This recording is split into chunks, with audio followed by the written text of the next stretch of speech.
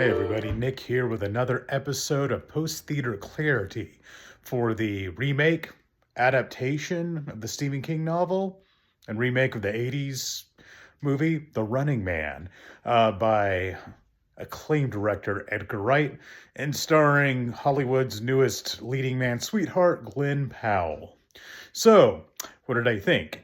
I was a little worried because I saw the movie was about 2 hours and 15 minutes long. For a movie like this, that kind of sets off warning bells for me. Uh, I grew up watching action movies in the 90s, where most of them were tight 90 minutes, hour and 45. Now, I've seen plenty of action movies that can definitely justify that kind of length. This is not one of them. At some point in the movie, with about 45 minutes left to go, it's like it can't figure out what it needs to do to wrap this up or go.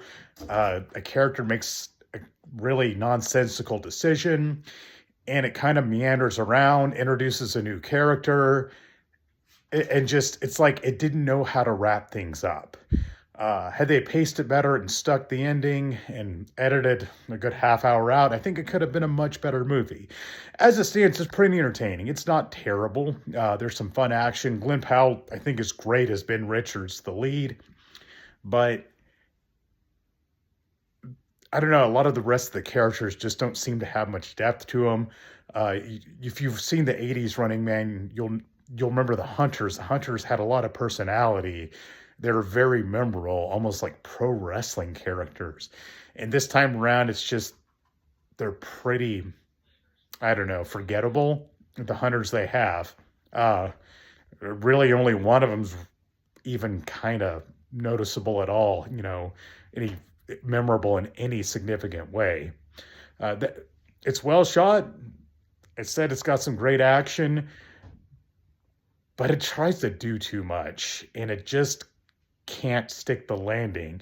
You have this weird spot where it just bounces around, meanders, and does a bunch of bait and switches, and then the movie, it's like they figured out, like, okay, we need to wrap this up, so it kind of does this very rapidly, finishes things and brings it together in a way that doesn't feel very satisfying and feels pretty tacked on.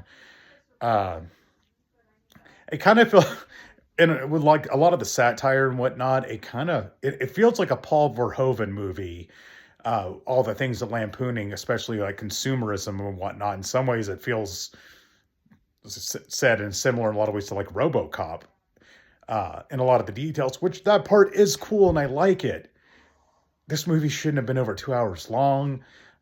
They really should have laid some things out in the plot differently. It just doesn't quite work.